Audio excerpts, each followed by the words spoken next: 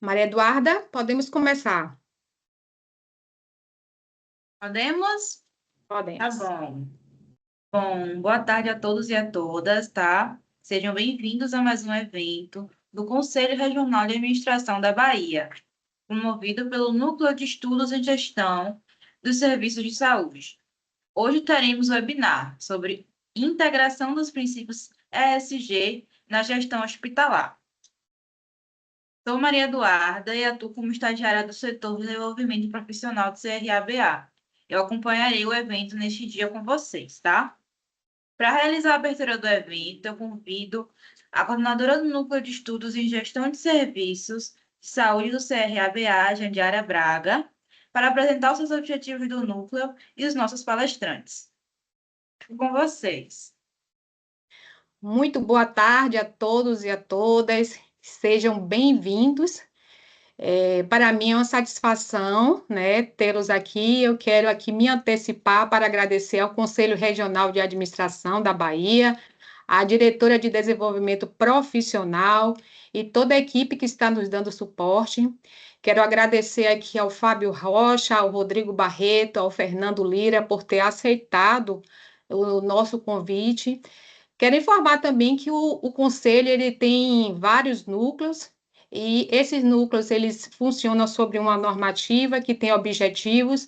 O núcleo de estudo em gestão de serviços de saúde está sempre trabalhando com promover a constante atualização dos profissionais de administração.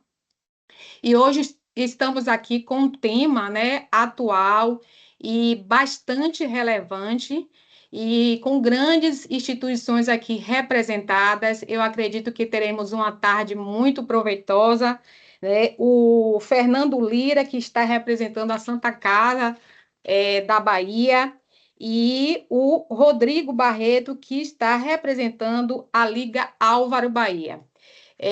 Eu vi que o Fernando Lira, ele palestrou em um congresso mundial de hospitais, então temos aí bastante novidades, né? E fiquei sabendo também de um relatório da Liga Álvaro, que está aí, que acabou de sair. Então, quero dizer que esse tema, né, ele tem chamado, é um tema de pauta né, está aí sempre em debate, né? E a gestão de serviços de saúde também não fica de fora. Hoje vamos fazer aqui uma roda de conversa em que iremos, né, entender como essas instituições aqui representadas elas têm trabalhado sobre os princípios e como têm integrado esses princípios na sua gestão, de forma a promover uma gestão sustentável e responsável. E aqui, sem muitas delongas, eu quero introduzir o administrador Fábio Rocha, ele que é mestre e especialista nas áreas de administração e comunicação, gestão integrada de organizações e sustentabilidade, diretor executivo da Damicos Consultoria, com larga experiência em programas na área de cultura organizacional. Fábio, eu estou muito alegre em ter você aqui hoje. Eu estou há 2 anos coordenando o núcleo e estava no radar esse evento para acontecer. Então, é um evento bem esperado. É um evento que, inclusive, foi sugerido pelo membro Paulo Amorim, né? Ele havia sugerido. E aqui eu passo agora a palavra para você. Maravilha. Boa tarde a todos. Eu queria, antes de mais nada, não só agradecer o convite ao Conselho Regional de Administração, na figura aí da sua presidência, da sua diretoria. É uma pena, eu digo sempre, que muitos administradores não entendam o papel que esse Conselho tem de fortalecimento da nossa atividade. O Conselho tem N atividades, produtos, serviços. Posso citar aqui uma área importantíssima, não sei se Alexandre, que anda por lá, que é a fiscalização. O Conselho tem um papel, tem poder de polícia para fiscalizar, para que onde tem que ter administrador, tem administrador. E eu tive a oportunidade, durante 5 anos, através de uma licitação que a Damicos venceu, fazer palestras e cursos aí por toda a Bahia, e conhecer mais de perto a realidade dos administradores, independente de já ser um administrador com alguma estrada, né? Já dos meus 52 aninhos. Jandiara, você sabe do carinho, da admiração que eu tenho por você, acompanho o seu trabalho sempre, não só fora, mas aqui no núcleo. Acho que foi a pessoa melhor que poderíamos ter para coordenar aí esse núcleo. Sei que você tem feito um trabalho espetacular, não sei como é que você arranja tempo, essa parte você me conta em off, tá? Porque eu sei que você trabalha muito, mas parabéns aí por toda a jornada, por esses 2 anos. Já algumas vezes a gente tentou, né, ter minha presença em eventos e finalmente aconteceu, e tão bom que tenha sido num tema que tem tudo a ver com minha história, minha vida, minha carreira. Afinal de contas, meu primeiro ciclo de carreira foi totalmente dedicado a SG. Já agradeço também aqui o Rodrigo e Fernando, ouvi coisas muito boas do Fernando, Fagner, que hoje está em Irmanduscos, Fernando é um craque, Rodrigo, eu também vi a palestra dele, inclusive em inglês, chiquérrimo lá, estava lá no LinkedIn, né, desse evento dos hospitais, e são 2 instituições, né, que não precisam ser apresentadas, e acho que teremos um bate-papo muito bom. O meu papel aqui, aproveitando que meu Bahia ganhou domingo, é deixar a bola na marca do pênalti para Rodrigo e para o Fernando. Como eles apresentarão casos reais, casos concretos, de uma certa forma provocar a interseção entre SG, área de saúde e hospitais. Então eu vou no tempo que eu tenho, e Jandiara, você fique à vontade para fazer o papel de chata, tem que ter sempre um chato e chata, faltando aí 5 minutinhos, pode falar ao vivo e a cores, que às vezes a gente não consegue acompanhar aqui pelo chat. Ó, Fábio, faltando 5 minutos e eu encerrarei. Então, no tempo que eu tenho, o meu papel, além de me apresentar um pouquinho da minha relação com o SG, é trazer um pouco o tema e fico à disposição, não só para assistir o Rodrigo e Fernando, mas para questões finais. Então, vamos lá. Vou compartilhar aqui na tela a minha apresentação para que a gente possa começar a conversar. Estão vendo aí minha tela cheia, galera? Alguém me dá um oi aí? Sim, estamos vendo. Beleza. Mexeu a tela agora aí? Mexeu a tela? Sim. Sim. Pronto, maravilha. Então vamos lá. Rapidinho, eu dirijo essa empresa, da Mix Consultoria. É uma empresa voltada para o desenvolvimento de organizações e pessoas. Ano que vem completa 33 anos de mercado, completou 32 anos agora em maio.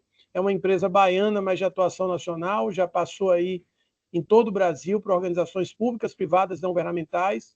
E nós temos 4 grandes áreas de atuação: a área de desenvolvimento de lideranças e times, a área de cultura organizacional, a área de SG e a área de carreira e longevidade. Então, a gente tem uma atuação, consultoria, treinamento, mentoria, palestras. Eu tenho um histórico onde eu tenho atividades paralelas, sempre tive, desde cedo, palestrante, consultor, mentor, professor de pós-graduação, e sou alguém que tem uma história aí, não só no que hoje chamamos de SG, mas nessa área mais do que eu chamo dos intangíveis, cultura, pessoas, liderança, por aí vai.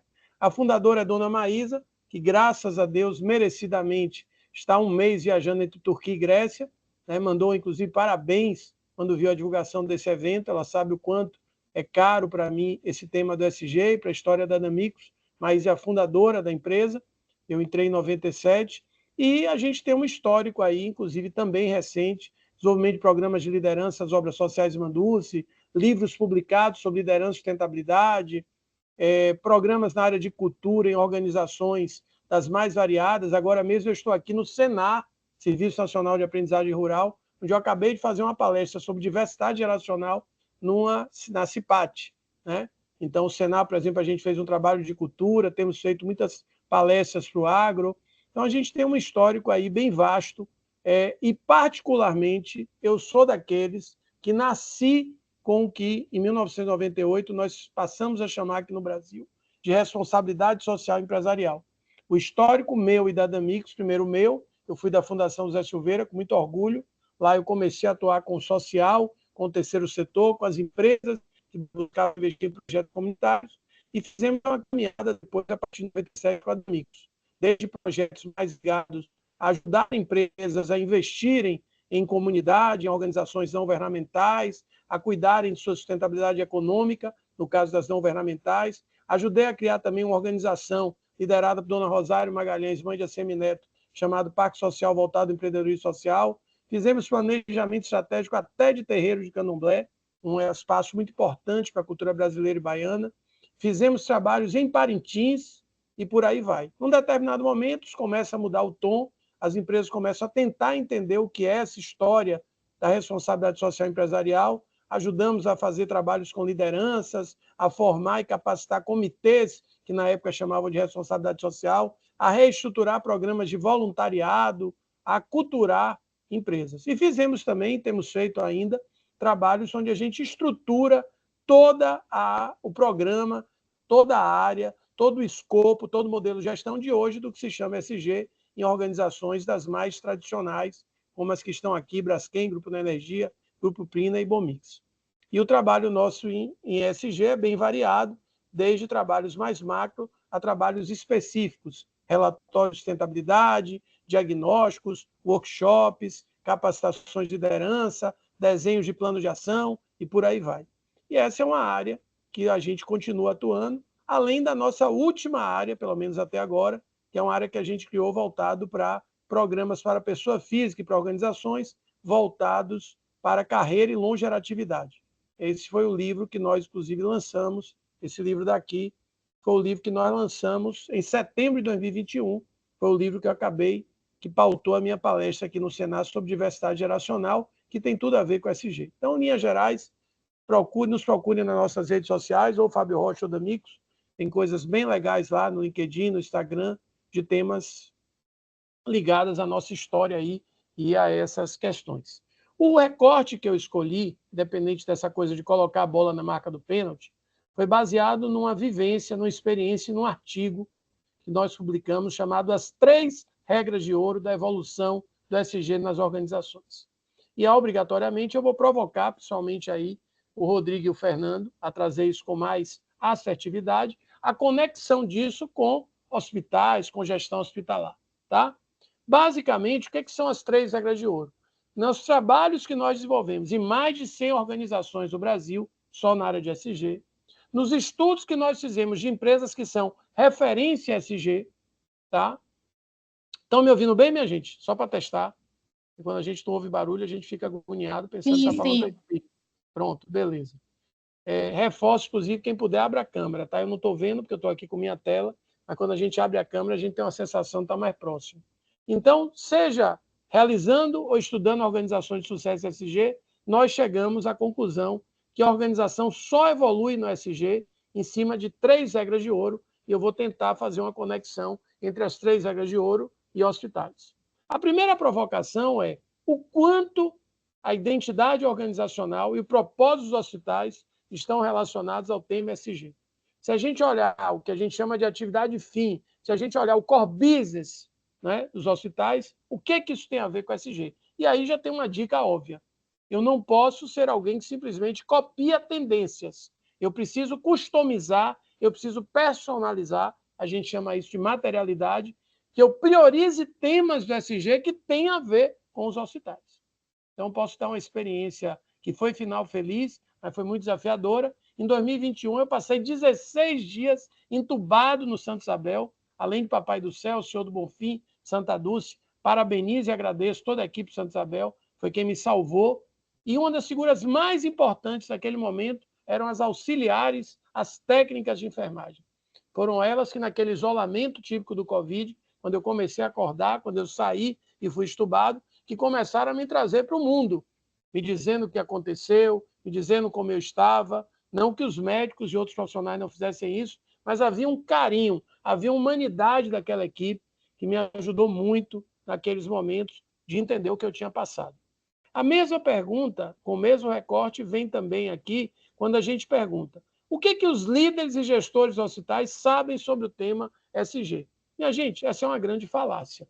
Não é porque eu tenho uma baita formação acadêmica, não é porque eu sou um baita gestor, porque eu entendo de SG. Uma coisa é ouvir falar de SG, outra coisa é saber de fato como trabalhar o SG em tomadas de decisões, em resultados, indicadores de gestão, o que priorizar, o que não priorizar, que certificações buscar, por que é hora de ODS, por que não é hora de ODS, e por aí vai. Já comentei o quanto a temática SG está conectada à atividade fim dos hospitais e automaticamente começar fazendo um mapeamento daquilo que existe naquele hospital.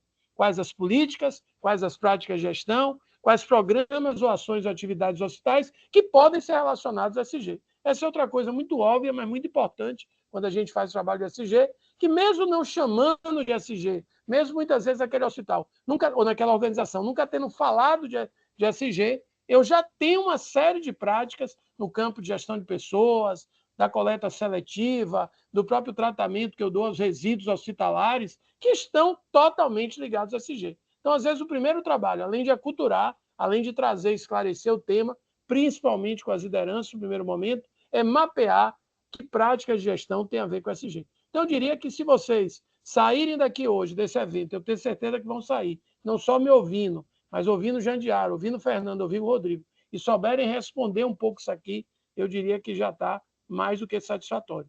E aí, de cara, eu queria trazer um pouquinho, brincando até com outro artigo nosso, mitos e verdades sobre SG. Né? Primeira questão é que, maravilha, o paraíso é quando as pessoas da minha organização internalizam que o SG é o único caminho. Mas para que eu atinja um dia esse parâmetro, eu preciso fazer com que as pessoas conheçam e entendam sobre o tema. Mas não conhecer e entender de maneira generalista. Mas se eu sou da área de suprimentos, eu preciso entender qual a conexão do SG com suprimentos. Se eu sou da área de pessoas, entender que falar de diversidade tem a ver com SG, inclusive etária. Então, é conhecer e entender, relacionando o SG, a realidade do hospital e a realidade das células, dos departamentos, dos processos, da prática de gestão do hospital. Ô, Fábio, o aceitar? Infelizmente, como diz uma religião, a gente evolui pela dor, pelo amor, e o tema SG, as organizações aprendem muito mais pela dor do que pelo amor. São com sequelas de corrupção, são com sequelas ligadas à infecção hospitalar, são com sequelas de casos de assédio moral, são com sequelas de problemas com pacientes ou com famílias pacientes, que muitas vezes o seu hospital acorda para a importância do SG. E chamando a atenção que não é uma modinha. Sustentabilidade veio para ficar, mas não simplesmente pelo aspecto humanitário, romântico, do meio ambiente. Ela veio para ficar porque sustentabilidade é uma nova variável nos negócios, é uma nova variável na sociedade, é uma nova variável na gestão. A grande competência que a gente tem que ter como profissional, como ser humano, como gestor, é responder a desequilíbrios. E falar de desequilíbrios é falar de SG. E quais são as 3 regras de ouro? Lembrando, se eu não caminhar para essas 3 regras de ouro, eu não evoluo na sustentabilidade. Depois, até quem sabe, Rodrigo e Fernando podem me dizer aí se eles estão utilizando as regras de ouro na jornada de SG das suas instituições. Primeira regra de ouro: disseminar, inserir e internalizar a sustentabilidade na cultura organizacional. Eu sou avesso àquelas expressões, porque a cultura de sustentabilidade não. Eu entendo que é inserir sustentabilidade na cultura daquela organização. Segunda regra de ouro: preciso estruturar como eu vou gerenciar o SG na minha organização e, aos poucos, integrando isso ao modelo de gestão da organização. Um exemplo prático: eu não posso ter o planejamento estratégico de SG. Eu tenho que inserir SG no planejamento estratégico. Eu tenho que colocar SG na minha avaliação de desempenho e por aí vai. E eu preciso personalizar, customizar a agenda de sustentabilidade. Então, as questões ligadas ao paciente, as questões ligadas aos profissionais de saúde são prioritárias para que eu tenha excelência SG. Eu não posso priorizar fazer um projeto social na comunidade e não cuidar, por exemplo, de resíduos hospitalares. Então, o customizar é uma agenda de prioridades conectadas, de fato, ao core business e à atividade fim do hospital. E é natural, não vou entrar muito nesses detalhes, estou correndo aqui um pouco por causa do tempo, que qualquer tipo de estudo sobre os novos paradigmas de gestão falam sobre SG. Às vezes não tem o nome SG, mas falam sobre SG. Então, quando, por exemplo, as pesquisas mostram que grande parte das empresas não tem estratégias de longo prazo para lidar com escassez de recursos, isso tem a ver com SG. Quando a gente fala que os produtos sustentáveis estarão cada vez mais baratos, iluminação LED, energia solar, energia eólica, então qualquer estudo do que há de melhor de gestão fala de SG o tempo todo. Nós estamos falando de saúde mental, tem a ver com o S do SG, porque o S não é o S de ação social, é o S da relação da organização com seus colaboradores, com seus fornecedores, né, com a comunidade, com seus clientes. Então, quando a gente olha a Bolsa de Valores e vê que empresas que estão vamos dizer assim, com práticas sustentáveis mais evidentes, mais assertivas, que têm indicadores que mensuram, têm suas ações mais valorizadas, automaticamente, mesmo que eu não fale de SG, quando a gente fala de consumo sustentável, gente só come comida orgânica, precisa ter grana para pagar isso, Quando a gente fala de guerras no mundo, tem a ver com SG. E quando a gente fala de desafios para o futuro, também tem a ver com SG. Queimadas no Brasil todo, são criminosas ou não, eu não sei. Queimadas, mudança climática, tem a ver com SG. Então, de uma certa forma, o SG está aí, veio para ficar, e aí a gente precisa ter um outro lado, uma outra leitura. No contexto atual do Brasil, ainda temos muito amadorismo. Ainda não é comum em muitas organizações, Jandiara, Rodrigo e Fernando e todos que estão aqui, ter, às vezes, um líder do SG. Não obrigatoriamente uma área. Mas quem é que lidera o SG aqui na empresa? Muitas vezes não tem. O que é SG? Não sei. Falta de foco, seja do investimento social ou daquilo que é prioritário para se fazer no hospital, no varejo, numa indústria, seja o que for, no agro. Eu tenho vivido muito agro. E, principalmente, uma dissociação entre a ideia de lucro e SG. Uma dissociação entre o sistema de gestão, o modelo de gestão do negócio, da organização e o próprio SG. O amadorismo é enorme e aí a gente chama a atenção que, cuidado, com muito discurso e pouca prática. Cuidado quando você tem muitas práticas ligadas ao SG, mas você não consegue dizer que resultado isso está trazendo, seja uma redução de riscos, redução de perdas ou geração de ganhos. Cuidado também com a ideia da empresa modelo. Não que a Natura não seja a Natura, por exemplo, mas quando todo mundo tira 0 naquela turma, uma nota 5 já é muito boa. Então, sim, eu posso ter empresas referência, nós temos uma Natura em cada segmento, mas eu preciso entender que, às vezes, aquela média é muito baixa. Uma outra coisa também que é uma falácia. Não existe sentimento puro. Empresa só faz algo quando aquilo gera resultado. Pode ter um propósito, pode querer construir um legado? Pode. Mas esse tema só cresce na sua organização se você tem argumentos pragmáticos, argumentos efetivos dos ganhos ou das perdas com SG. Ninguém consegue levar SG simplesmente pelo viés do vamos contribuir para o meio ambiente, vamos cuidar da humanidade. E é interessante também olhar que o verdadeiro SG dá uma reviravolta nas práticas de comunicação e marketing, onde eu preciso fazer e, ao mesmo tempo, mostrar. Eu preciso mostrar aquilo que eu faço SG. Então, aquele discurso que eu ouvi quando era menino, que eu faço por uma questão de DNA, de crença, mas eu não quero falar sobre isso, isso é uma postura, é uma visão equivocada. Eu tenho que mostrar, sim, não sei se é o que Jandiara citou, mas talvez o relatório aí anual ou de sustentabilidade das organizações. Então, a primeira pergunta que eu deixo para vocês refletirem, e até para quem sabe, Fernando, Rodrigo e a própria Jandiara, que conhece bem esse segmento, falar, é se os hospitais têm realmente clareza desse conceito.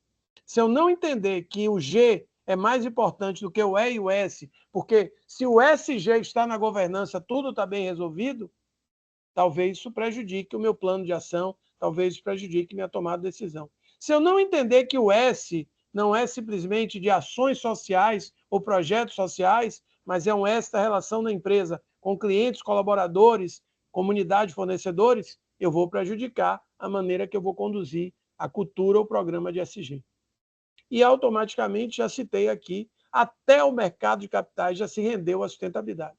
Quando eu digo que a ação boa para investir é de uma empresa sustentável, eu estou dizendo que cuidado quando você investe numa empresa, porque ela está bem economicamente ou financeiramente, mas ela pode não ter práticas ambientais e amanhã destruir a Baía de Todos os Santos, com acidente ambiental. Que ela pode estar muito bem economicamente, mas ela pode amanhã ter um escândalo de assédio sexual, de assédio moral dentro da organização, isso acabar com a reputação dela e fazer com que seu dinheiro investido na empresa suma a pior das hipóteses. Então, até o mercado de capitais, que é pragmático, entendeu que empresas com SG são mais competitivas, têm mais perpetuidade. Aliás, esse é um conceito muito interessante. SG, para mim, tem a ver muito com perpetuidade de resultados. E aí eu quero chamar a atenção para um aspecto que ainda se mantém, que são muitos nomes, alguns totalmente diferentes e alguns muito próximos. Então, cidadania corporativa, responsabilidade social empresarial, ESG, sustentabilidade corporativa, a depender do conceito que você utilize, é muito mais um nome do que um conceito. A minha dica é, se preocupe menos com o nome, mas entenda que quando nós falamos de sustentabilidade, nós estamos falando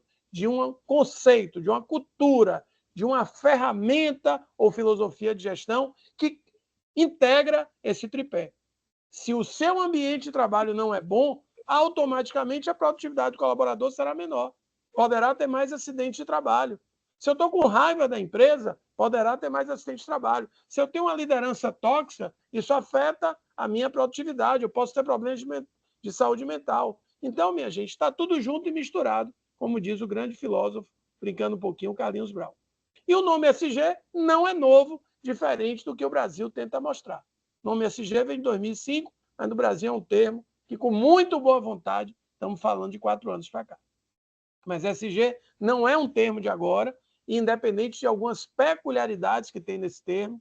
Né? Por exemplo, o que tem de diferente, de forma prática, em termos de Brasil no SG? Primeiro, é o tema que, pela primeira vez, chegou de fato no nível estratégico. Eu já fiz trabalho de consultoria contratados que o conselho da empresa mandou fazer um trabalho de SG. Isso não existia no passado. Ao mesmo tempo, se entendeu pela primeira vez que temas como compliance, temas como governança, têm a ver com o que a gente chamava antigamente de responsabilidade social empresarial. Então, querendo ou não, bem ou mal, independente de idas e vindas, altos e baixos, eu diria que tem muito poucas peculiaridades quando a gente estuda a história e a literatura sobre esse tema.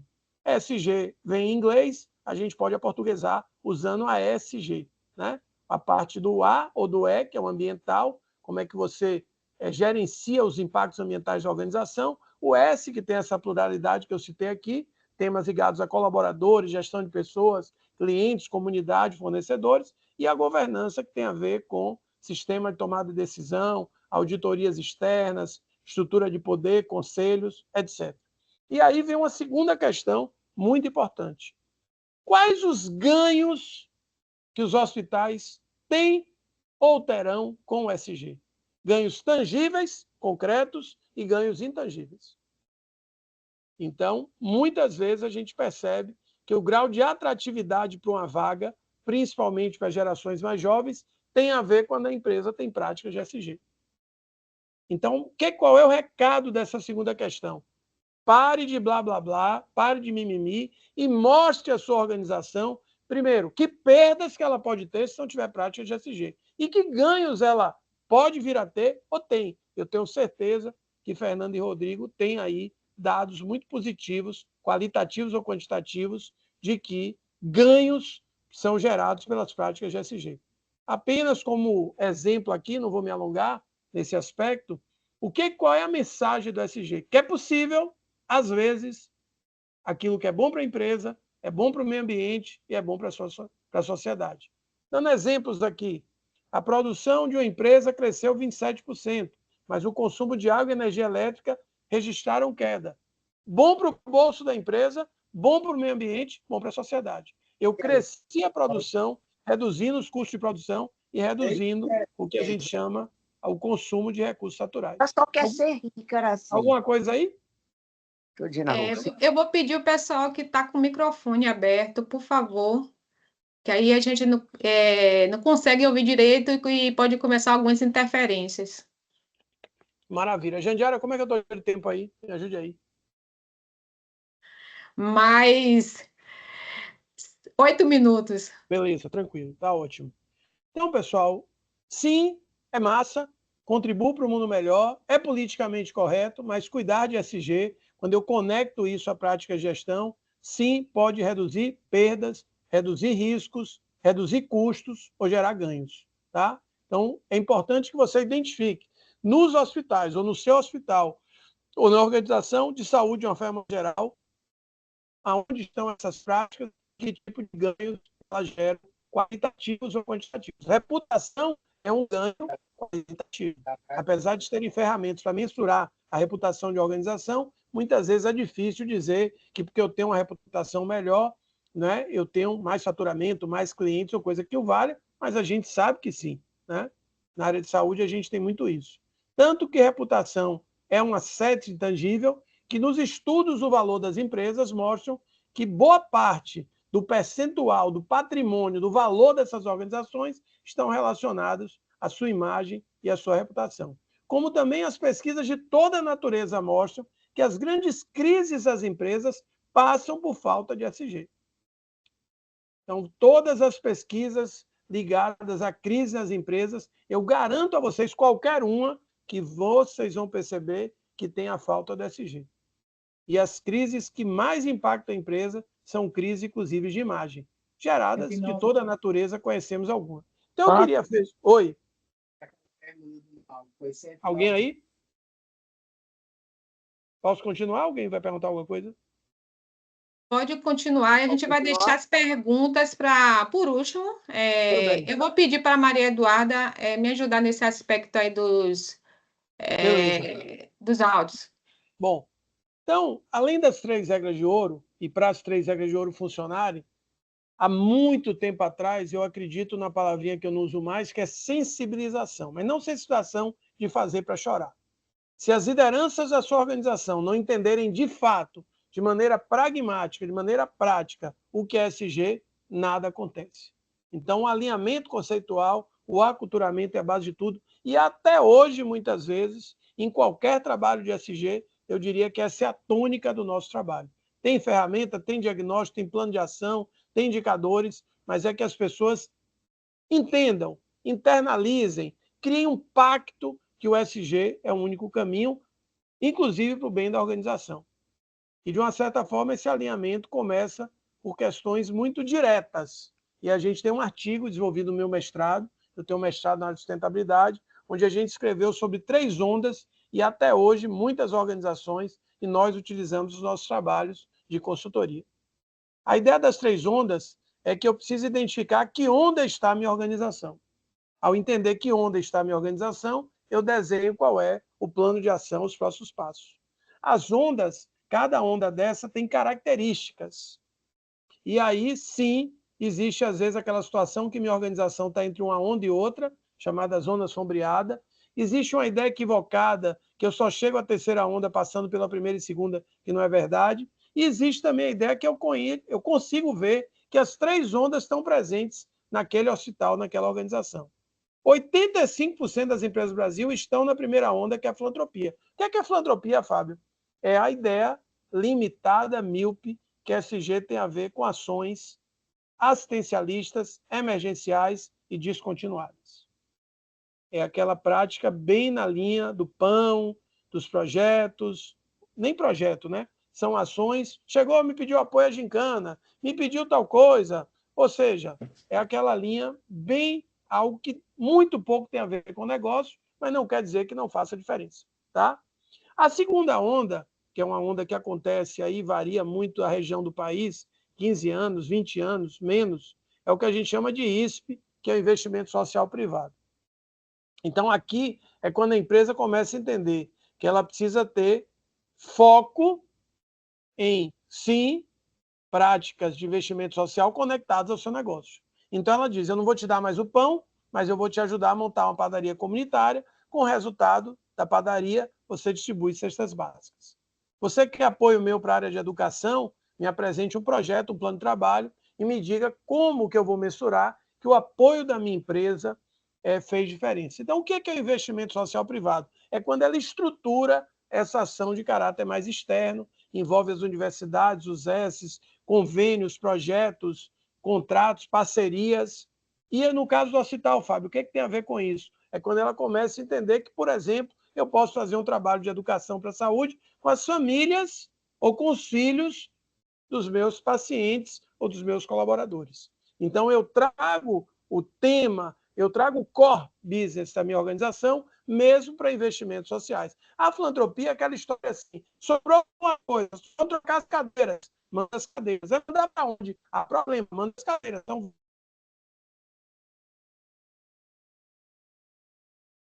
Congelou um pouquinho a imagem, Fábio.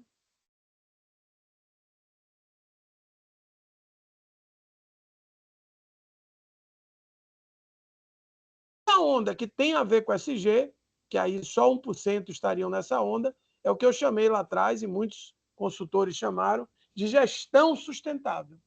É quando eu entendo que a verdadeira sustentabilidade tem a ver menos com oportunismo, com marketing, com projetos, com programas. Então, vou dar alguns exemplos aqui.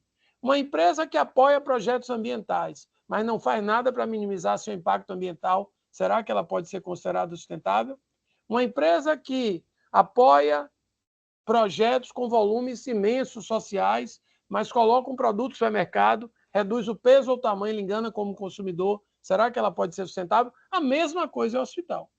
O hospital precisa focar no paciente, no seu corpo, colaboradores, as famílias do paciente, não que não tenha outros públicos, mas não adianta fazer um trabalho maravilhoso, né, no bairro XYZ e não fazer nada com os colaboradores, com as famílias dos colaboradores. Não adianta trabalhar a saúde de todo mundo que tem acesso ao hospital e não trabalhar a saúde do seu corpo de colaboradores. Então, estou dando exemplo. Não adianta cuidar do projeto ambiental do caranguejo, da baleia jubarte e não cuidar de resíduos hospitalares. Então, esse conceito da terceira onda tem a ver com a cultura, com uma forma de gestão que se define pela relação ética e transparente da organização com todos os públicos, entendendo que é o quê?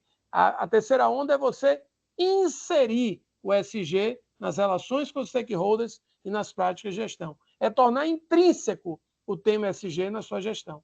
É olhar para a sua relação do hospital com a comunidade, com seus colaboradores, com seus fornecedores, com o meio ambiente, ou seja, com os diversos públicos que tem a ver. Entender aonde eu estou e entender aquilo que é prioritário. É olhar para a floresta e não para as árvores. E aí tem a ver com duas palavrinhas-chave: simultaneidade e coerência. Não adianta eu ser maravilhoso com o pessoal lá fora e ser ruim com o meu empregado, ou vice-versa. Não adianta eu estar fazendo um trabalho fantástico no meio ambiente e não estar olhando para a gestão de pessoas, que é um tema crítico, né? Quem é da área de saúde sabe o nível de tensão, de estresse, de problemas de saúde mental que quem atua na área de saúde, imagine a época do Covid. Então, a terceira onda, ela tem a ver com esse conceito. É quando eu chamo, na época ainda, mestrado, nem existia o termo ESG no Brasil, RSE in natura. Por que in natura? Não é porque é utópico, não é porque eu ganho percentual para falar o nome da natura, é porque é um conceito mais purista, onde a verdadeira responsabilidade social, sustentabilidade, pode ser vista como práticas de gestão, ações de sustentabilidade internas e externas que a empresa gerencia, realiza, investe ou apoia para aproximar seu modelo de gestão de um modelo sustentável. E esse conceito aqui de estudo. Ô, Fábio, o que eu vou ouvir aqui é para eu chegar lá na minha organização, seja hospital ou não, e dizer assim, só derrubando, só destruindo tudo para começar de novo a organização para ser sustentável? Não. Mingau quente se come pela beirada. É para que você entenda a conexão desse conceito com a realidade da gestão hospitalar, é para que você comece a perceber que práticas já existem que têm a ver com SG, e você construa um plano de ação com esse recorte que está aqui nessa tela. Essa é uma frase que eu amo, é minha, eu devo um artigo a mim sobre isso, que é: a essência da sustentabilidade de qualquer organização é minimizar os impactos negativos da sociedade de fim e maximizar os impactos positivos. Em outras palavras, você tem que entender muito mais de gestão hospitalar do que de SG. Se você entende do seu negócio, naturalmente você perceberá a interseção e aquilo que é prioritário no SG. Então, as peculiaridades do SG dos hospitais, os princípios de SG integrados à gestão do hospital, passam, antes de mais nada, por entender o negócio, que é a gestão de hospital, e automaticamente por entender SG. Então, eu não vou simplesmente seguir modinhas, eu não vou seguir a multidão, eu vou customizar, eu vou materializar, eu vou personalizar aquilo que é prioridade, seja porque eu sou um hospital, seja porque eu sou aquele hospital. Qual o meu nível de maturidade de gestão, quais as práticas, que estrutura eu tenho, os problemas que eu tenho enfrentado. Posso finalizar? Quanto tempo aí? Pronto, já acabou o tempo, pode finalizar. 30 segundos aqui para acabar. Então, massa ter Fernando e Rodrigo, pelo que eu ouço, são pessoas extremamente competentes, estão fazendo um trabalho maravilhoso, mas não se implementa a sustentabilidade apenas com o Superman, ou a Mulher Maravilha, ou a Capitã Marvel. Se eu não tornar transversal esse tema na minha organização, se aqueles líderes das diversas áreas ou processos não entenderem de fato a conexão do SG com aqueles processos, não tiverem a inserção do SG nas suas metas, nos seus planos de ação, Fernando e seu Rodrigo e dona Jandiara também terão cabelo branco muito mais cedo. Então, queria dizer para vocês que SG há muito tempo veio para ficar e cada dia mais terá mais exigências e será mais complexo gerenciar um hospital, inclusive com as exigências mas ao mesmo tempo com as oportunidades de SG. Obrigado a vocês e vou ficar aqui quietinho à disposição. Obrigada, Fábio Rocha. Excelente explanação. Que desafio, viu, Rodrigo e Fernando, depois dessa fala, viu? Então, eu vou agora passar para o Fernando. Eu acho que a sigla, né? A sigla ESG, eu acho que ficaria melhor aí o Fernando Lira pronunciando em inglês. Ele que ministrou em um congresso mundial de hospitais, palestrou em inglês e aqui está representando a Santa Casa de Misericórdia da Bahia, que ele é coordenador de sustentabilidade, acumulando sólidas experiências dentro do setor de saúde, nas áreas de gestão de água, resíduo, eficiência energética, emissões de gases de efeito estufa. É graduado também em engenharia ambiental, com MBA em sustentabilidade e ESG. E aqui eu passo a palavra para você, Fernando. Show de bola, Jandiara. Inicialmente, agradecer o convite do CRA. Para a gente é um privilégio enorme estar aqui nesse momento, dividindo esse espaço com vocês, com o Fábio também. Super bacana a apresentação, com o Rodrigo. E a gente acabou não combinando, Fábio, mas a sua apresentação casa bastante com o que eu vou trazer hoje. Acho que é muito complementar. Concordo com muita coisa que você trouxe, com sua visão, e realmente o setor saúde, muitos hospitais ainda estão muito incipientes nesse assunto de ESG, de sustentabilidade, e contar um pouquinho mais na prática hoje, como é que a gente vem desempenhando esse papel fundamental para o setor saúde, que é desenvolver a sustentabilidade, os aspectos ESG. Vou focar um pouquinho mais no aspecto ambiental, mas fico contente também que teve uma boa experiência aqui no Hospital Santa Isabel. Aqui o nosso escritório, o Hospital Santa Isabel, falar na apresentação, mas é da Santa Casa, e que bom que foi super bem atendido.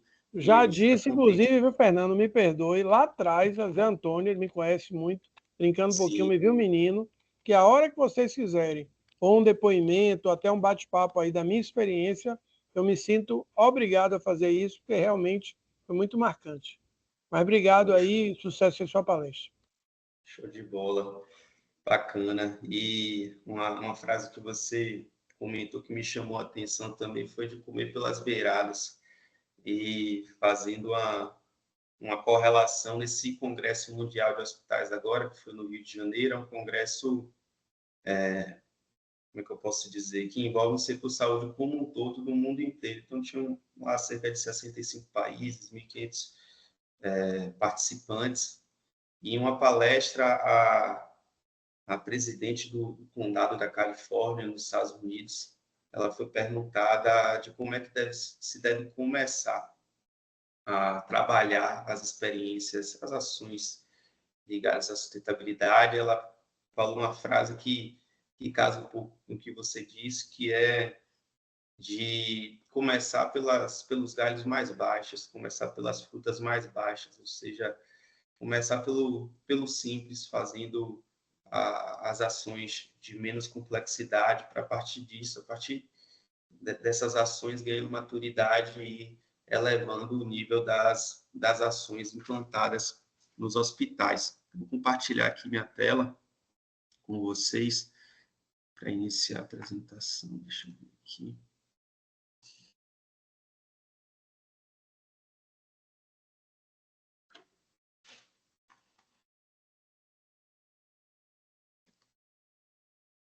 Vocês já estão visualizando?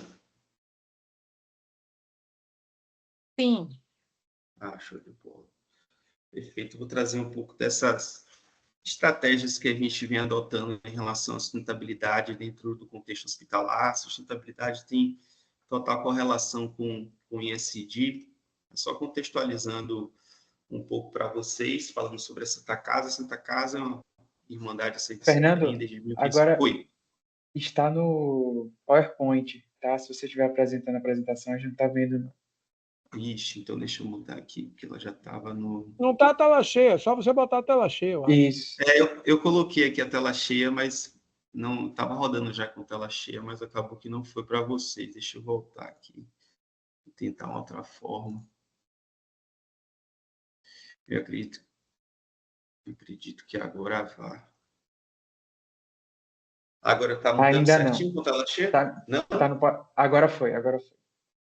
Ah, show de bola. Está no slide da Santa Casa agora, né?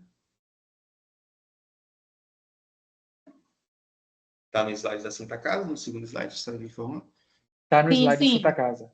Isso. Ah, perfeito. Então, só para contextualizar, Santa Casa, Irmandade de Serviço do Bem, desde 1549 aqui em Salvador, chegou através da Santa Casa de Lisboa, junto com os portugueses, e atualmente possui diversas unidades de negócio, dentre elas um museu, o Museu da Misericórdia, uma faculdade, ou seja, um hospital também com ensino próprio, o cemitério mais tradicional de Salvador, que é o cemitério Campo Santo, o cerimonial de eventos localizado na Pupileira, os centros educacionais e atividades socioculturais localizado no bairro da Paz, um bairro carente, onde a gente dá assistência integral para cerca de 600 crianças de forma gratuita, aí de 2 a 5 anos, essas crianças, a gente presta essa atenção primária nessa idade tão importante para eles.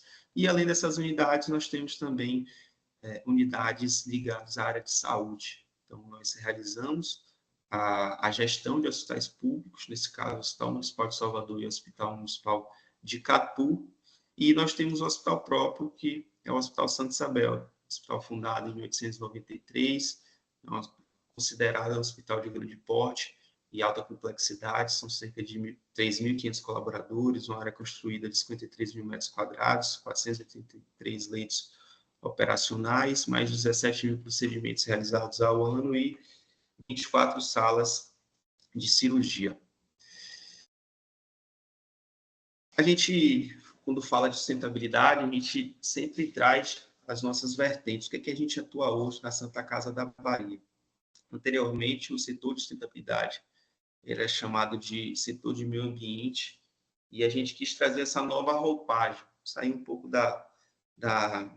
do conceito de meio ambiente e começar a entrar no conceito de sustentabilidade ambiental, que abrange também os aspectos econômico-financeiros. Então, é associar os ganhos ambientais com os ganhos financeiros, os ganhos de recursos naturais com os ganhos de recursos financeiros. Então, um pouco do trabalho que a gente faz. Então, nossas ações, elas são sempre pautadas e voltadas para os objetivos do desenvolvimento sustentável da ONU. Então, aqui a gente tem 7 objetivos de desenvolvimento sustentável, dentre eles água limpa, saneamento, energias renováveis, em que nossas ações elas sempre são voltadas para isso, que a gente vai mostrar na prática hoje.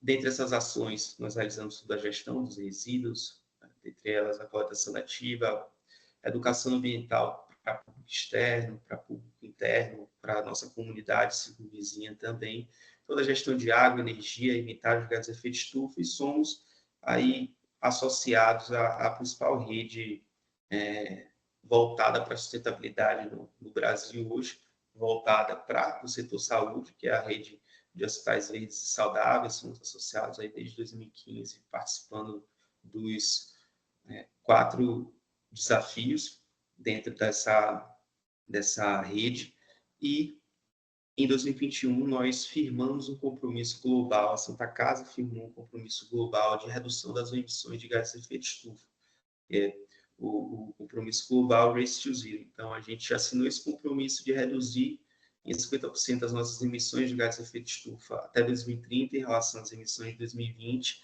e zerar as nossas emissões até 2050. Eu vou falar um pouquinho mais na frente do que é a campanha Race to Zero, o que é que ela representa no cenário global, mas uma iniciativa, um compromisso super interessante dentro do ponto de vista da sustentabilidade, do ESG, para a gente da Santa Casa. E mais recente eu acabei não colocando na apresentação, a gente ainda está na fase final, digamos assim, mas nós se tornaremos, aí, provavelmente no mês que vem, signatários do Pacto Global da ONU. O Pacto Global da ONU, ele surge diante da necessidade em que a ONU quer se unir com a iniciativa privada, com as empresas privadas. Então, a ONU criou esse pacto global, esse pacto de valores e princípios entre empresa privada e ONU, justamente com um intuito maior, com o objetivo de tornar um mundo melhor.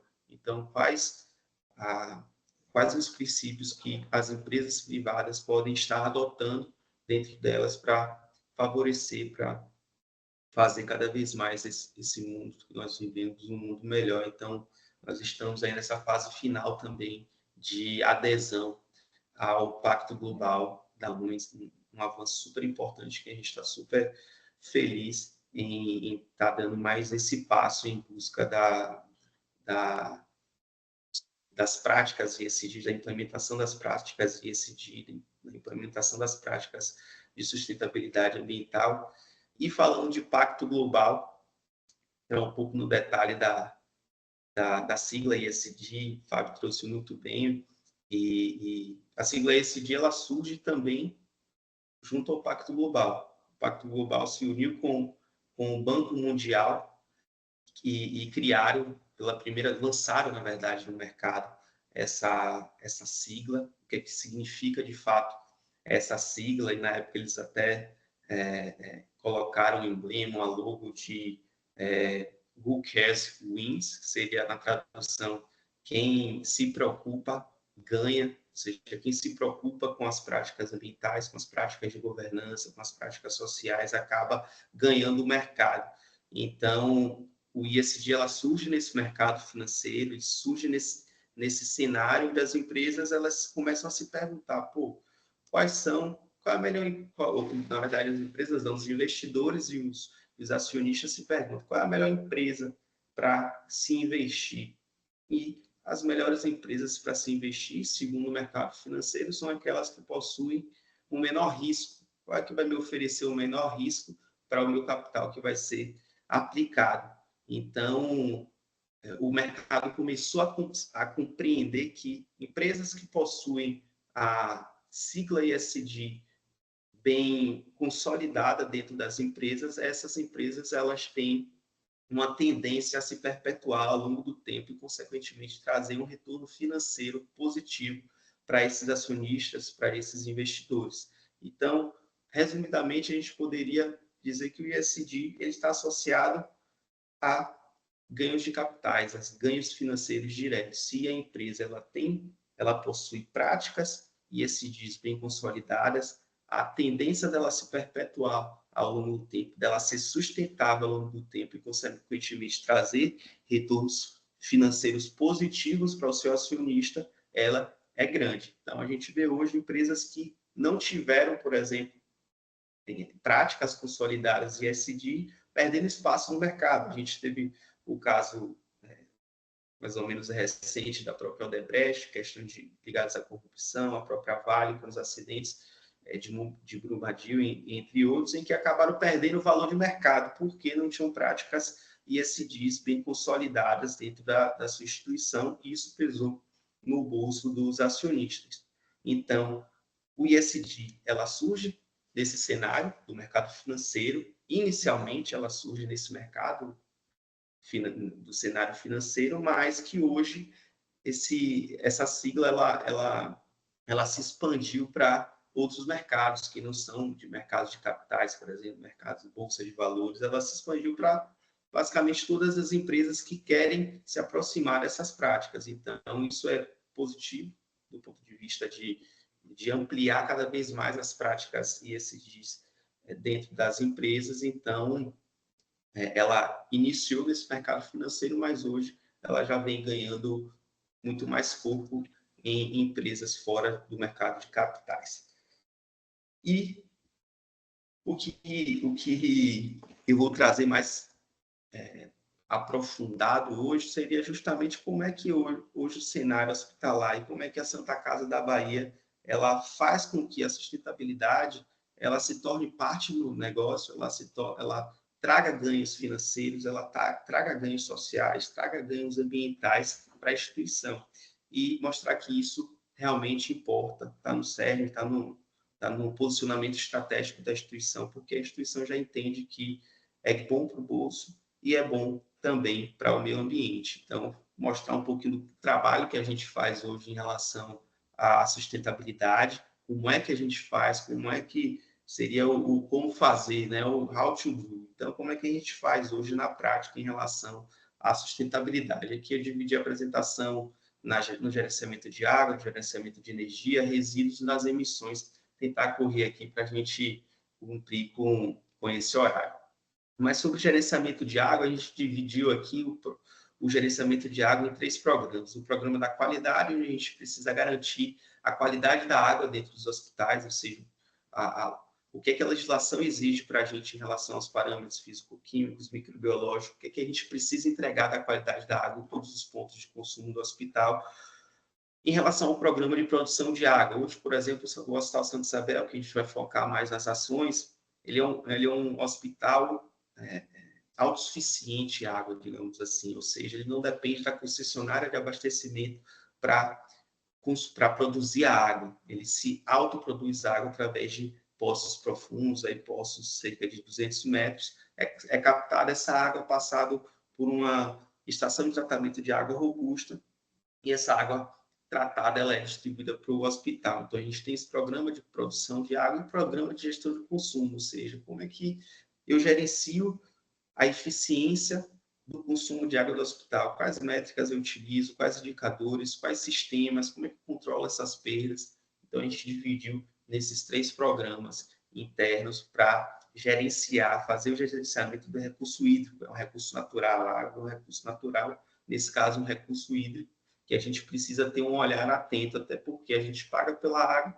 se a gente paga pela água, a gente precisa reduzir, e, consequentemente, a gente precisa reduzir o consumo dela também, gerando impacto ambiental positivo. Aqui eu não vou entrar muito no detalhe, mas a gestão interna do consumo, que seria o programa de gestão do consumo, ela ainda é dividida nesses 7 pilares, falando rapidamente sobre o pilar aqui um pouco dos indicadores que a gente utiliza. Então, por exemplo, o indicador do Hospital Santa Isabel está em 0,78 metros cúbicos por paciente dia. Se a gente fizer um comparativo com os associados da ANAP, a Associação Nacional dos Hospitais Privados, aí eles estão na faixa de 1,21, ou seja, a aplicação de um programa de gestão de água, gestão do consumo, ele traz retorno na redução do consumo de água, consequentemente, nos custos associados a essa operação, que fala um pouco rapidamente da setorização, como é que funciona. Então, imaginem que a gente tem o hospital, ele é uma, como é que eu posso dizer? Ele é uma grande instituição, ele tem diversos blocos, ele possui diversas unidades, tem X quantidade de UTIs, X quantidade de enfermaria, setor administrativo, setor de nutrição, centrais de materiais esterilizados. Então, a gente precisa gerenciar essas unidades de consumo. Então, imagine que a gente tem lá um condomínio com 100 casas e a gente não tem medidores internos em cada casa dessa. Se a gente não tem medidores internos em cada casa dessa, a gente não tem como saber quanto que cada casa consome de água. Para a gente conseguir compreender esse consumo, a gente precisa instalar os medidores em cada casa. Então, é basicamente isso que a gente faz aqui internamente no hospital. A gente instala medidores de água, sejam os hidrômetros, em cada unidade representativa. A gente precisa instalar esses medidores para conseguir compreender a dinâmica de consumo e, consequentemente, a gente conseguir atuar na redução de perda. Então, esse seria o processo da setorização. Falei bem rápido, porque um pouco das ações que a gente já realiza hoje nessa imagem aqui mais da esquerda no alto, é a nossa estação de tratamento de água, essa imagem central também aqui dá para ver a osmose reversa que a gente tem portada lá do Japão, mas toda a parte do controle da qualidade. Eu falei ali sobre o controle do consumo, a gente tornar o hospital eficiente dentro do ponto de vista de consumo de água, mas ao mesmo tempo eu preciso garantir a qualidade da água em todos os pontos de consumo. Então, essa torneira, por exemplo, na imagem central, ela precisa estar, essa água que está saindo de lá, ela precisa sair de forma eficiente, não posso ter desperdício, mas ao mesmo tempo ela precisa estar dentro da qualidade esperada, dentro do que a legislação exige para a gente. Aqui nessa imagem de baixo, um pouco dos treinamentos que a gente realiza com as equipes, né? Na época aí da pandemia, inclusive, o pessoal todo de máscara. Nessa imagem da direita, o nosso mapeamento hidráulico das redes, a gente precisa entender o funcionamento das redes, passar bem rapidinho, os resultados. A gente falou, o Fábio falou também bastante de resultado, precisa gerar resultado, né? Então, isso é um fato para a gente precisa ter esse discernimento de que a água é um bem comum a todos, a água é necessário a gente reduzir cada vez mais o consumo dela, é um recurso natural finito, e que a gente precisa, sim, ter essa redução do consumo e, ao mesmo tempo, gerar retorno financeiro. Então, a gente pode ver aqui nesse gráfico, em 2016, a gente tinha um consumo médio mensal de água de 15.300 metros cúbicos por mês no Hospital Santa Isabel. Em 2024, caiu para 6.650. Então, você vê uma redução bem significativa de 56% do consumo de água mensal. Isso daria aí na faixa de cerca de 8 milhões de litros de água por mês que a gente está reduzindo, né, em relação a 2016. Em relação aos resultados qualitativos, no âmbito da qualidade da água, tem um programa de qualidade da água, gera uma segurança maior, gera uma qualidade de serviço maior, sei qual é a qualidade dessa água que está chegando em cada ponto, poder atuar nessa manutenção, inclusive reduzindo as despesas com manutenção em equipamentos, principalmente em equipamentos consumidores.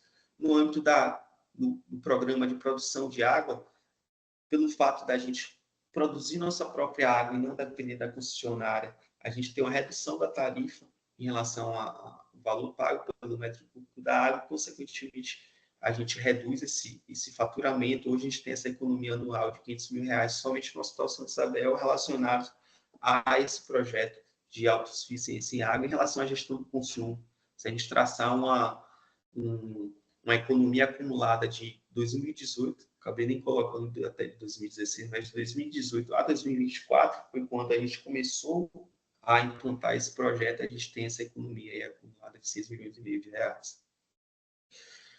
Falando sobre gerenciamento de energia, sair um pouco de água, falei como é que a gente, de fato, aplica esse gerenciamento, falar sobre energia. Dentro de energia, a gente tem os pilares similares da água, da mesma forma que a gente precisa ali setorizar as unidades de consumo, instalando medidores de energia, a gente precisa também aplicar processos eficientes, a gente precisa ter medidas de eficiência energética nessas unidades, e ao mesmo tempo a gente tem uma qualidade de energia positiva. O que seria essa qualidade da energia? Essa energia precisa vir de uma origem renovável. Então, a gente prioriza muito na Santa Casa o consumo de energia por fonte renovável. Vou falar um pouquinho, mostrar na prática como é que faz isso. Esses 7 pilares a gente vem atuando desde 2019, e a gente, para atuar na setorização, para atuar no sistema de aquecimento solar, que seria o sais, no sistema de climatização e refrigeração, usinas fotovoltaicas, UFVs, iluminação, energia térmica e contratação de energia no Mercado Livre. Nesses 7 pilares, hoje a gente investiu cerca de R$2,5 milhões, sendo que 80% desse investimento veio através de chamada pública. Então, as concessionárias de energia elétrica de todo o Brasil, nesse caso aqui, a Coelba, na Bahia, ela precisa destinar um percentual da sua receita para projetos de eficiência energética. As empresas concorrem a empresa que tiver o melhor projeto, digamos assim, capta esse recurso e reinveste esse valor em projetos de eficiência energética. Então, boa parte desse investimento veio através de chamada pública. Aqui um pouco dos projetos implantados, né? Então, só voltando aqui, quando a gente fala de climatização e refrigeração, hoje hospitais, a maioria dos hospitais, eles consomem cerca de 60% a 70% da energia consumida dentro dos hospitais são de sistemas de climatização e refrigeração, ou seja, os condicionadores de ar, as centrais de água gelada. Então, nessa imagem da esquerda aqui, mais do alto, a gente vê ali retrofit CAG, retrofit da central de água gelada, que seria basicamente uma modernização, a reestruturação da central de água gelada, que fornece justamente o ar resfriado para as unidades do hospital, fazendo esse aprimoramento, esse retrofit da central de água gelada. Consequentemente, a gente reduz, a gente consegue ter uma eficiência energética melhor dentro do hospital e, consequentemente, a gente reduzir o consumo de energia e o valor faturado com energia elétrica. Nessa imagem um pouco mais baixa, a gente vê ali subestação 3, SE3, os multimedidores instalados também via chamada pública, ou seja, a gente instala os medidores nas subestações de energia para monitorar o consumo, similar ao que a gente faz com os hidrômetros. Nessa imagem de cima, o sistema de aquecimento solar, ou seja, a utilização de placas solares, que é distinta das placas fotovoltaicas. As placas solares, elas aquecem a água que passa ali pelas tubulações, que fica no telhado ali do hospital, aquece essa água, e essa água ela é acondicionada nesses boilers, que são esses cilindros que vocês podem ver na imagem de cima. Essa água aquecida é armazenada e é distribuída para os banheiros, ou seja, a gente não tem resistência elétrica igual a gente tem na nossa casa. Na maioria das casas tem aquela resistência elétrica dos chuveiros que aquece a água. A gente utiliza a energia do sol para aquecer essa água e ela é distribuída. Nessa imagem mais de baixo, usinas fotovoltaicas aqui da clínica Álvaro Lemos, que a gente tem também na central de abastecimento farmacêutico. Essa imagem é da central de abastecimento farmacêutico, ou seja, todos os medicamentos, todos os produtos farmacêuticos que a gente consome no Hospital Santa Isabel, no Hospital Municipal de Salvador, no Hospital Municipal de Catu, antes deles irem para os hospitais, eles têm essa espécie de central de distribuição.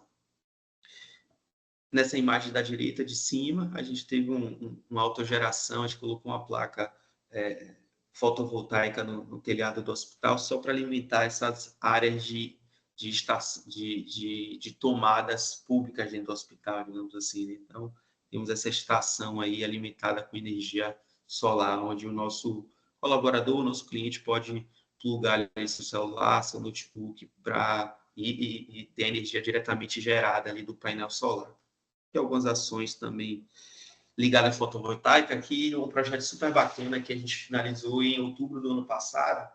A gente construiu uma fazenda solar em parceria com a empresa.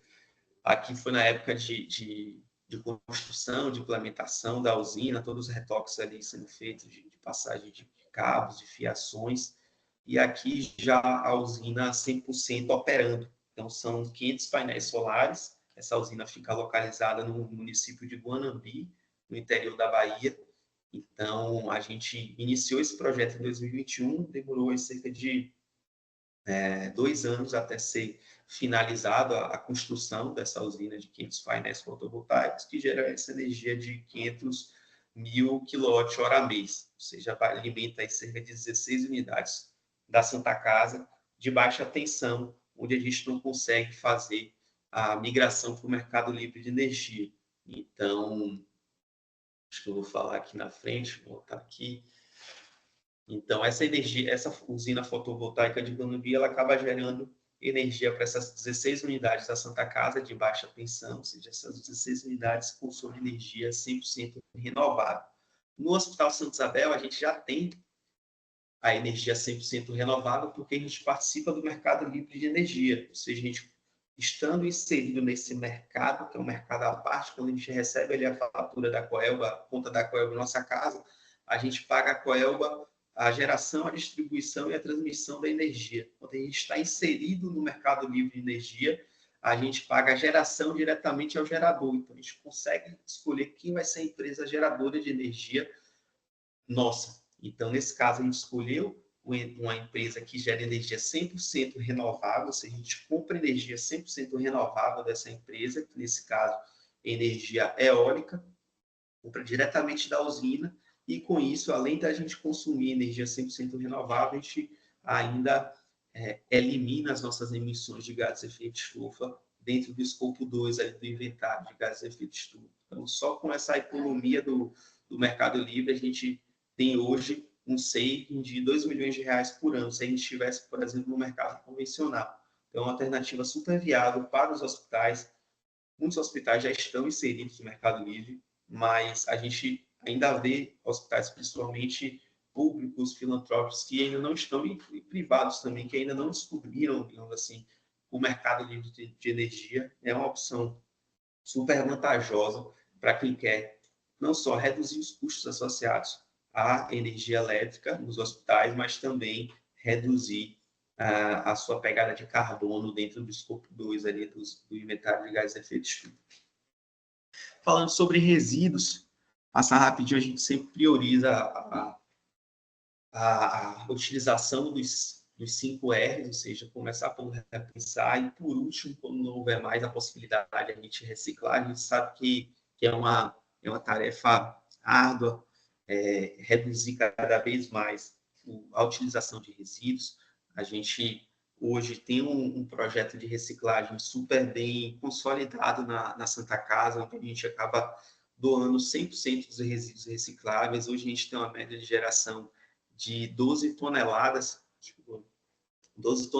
de resíduo por mês. A gente gera e doa 100% desse material para as cooperativas parceiras. Cooperativas são espécies de ONGs, né? São geralmente localizadas em comunidades carentes, onde a gente dá esse suporte de doação desses materiais recicláveis, servindo aí de sustento para essas famílias. Hoje são cerca de 20 famílias que estão nas cooperativas que a gente dá esse suporte de doação dos materiais. Aqui um pouco da gestão dos resíduos. Os resíduos do serviço de saúde, eles são classificados em 5 grupos, grupo A, B, C, D, falando aqui sobre o resíduo do grupo D. Inicialmente, lá em 2019, a gente fez a fase 1, que seria basicamente o diagnóstico atual, como é que a gente estava desempenhando em relação de resíduos. A gente não vinha gerenciando de forma, como é que eu posso dizer, de forma otimizada a geração de resíduos. A gente iniciou esse processo de diagnóstico, nós não realizávamos a pesagem interna, então para isso a gente instalou uma balança interna, justamente para a gente entender e medir, porque sempre a gente fala de medição, né? Fala de hidrômetro, que mede a água, multimedidor de energia, que mede a energia. Agora, a balança, que mede o peso dos resíduos. A gente precisa medir para poder gerenciar os nossos insumos, os nossos recursos naturais. Aqui tem um vídeo, a gente tem um colaborador dedicado somente para coletar os materiais recicláveis de todo o Hospital Santa Isabel. Esse colaborador é o Edson, a gente dá para ver ele aí no vídeo, com os materiais recicláveis, realizando a pesagem desses materiais. Nós temos lá no abrigo de resíduos recicláveis nosso, a gente tem uma prensa hidráulica. Então, a gente faz todo esse trabalho de coleta desses materiais recicláveis e posterior doação às cooperativas parceiras nossas. Aqui um pouco falando um pouco sobre os resíduos do grupo A, B e E, que seriam os resíduos do grupo A, infectantes biológicos, o grupo B, os químicos, e o grupo E, os perforocortantes. Nós cumprimos com todas as exigências legais em relação não só à segregação e ao acondicionamento desses resíduos, mas também da destinação ambientalmente adequada, à disposição ambientalmente adequada desses materiais, como o tratamento adequado para cada tipo de resíduo e também a própria disposição final em locais licenciados. Basicamente, o que a RDC 222 da Anvisa exige para a gente segue a risca e até um pouco mais. Então, aqui um pouco das principais ações: o plano de gerenciamento de resíduos de serviço de saúde dinâmico, a pesagem interna, diagnóstico setorizado das unidades, comunicação também ativa com os colaboradores, justamente para a gente conseguir ter a segregação adequada, principalmente na origem da geração do resíduo. Então, contato direto ali, principalmente com os técnicos de enfermagem, com os enfermeiros, com os médicos, para fazer com que o nosso resíduo gerado ele tenha ali o descarte correto e, consequentemente, ele vá para o tratamento, para a destinação final adequada. Aqui um pouco trouxe esse retrato aqui no gráfico. A gente pode ver que em 2019 a gente tinha essa geração de 68 mil quilos de resíduo anual, de resíduo do grupo A, B e E. Em 2020 deu um salto enorme, né? Vocês podem imaginar que foi por conta da Covid. Realmente foi, a gente teve um boom de geração de resíduos, foi aquela, como é que eu posso dizer, aquela situação que ainda ninguém tinha vivenciado dentro do setor saúde e nenhum outro setor.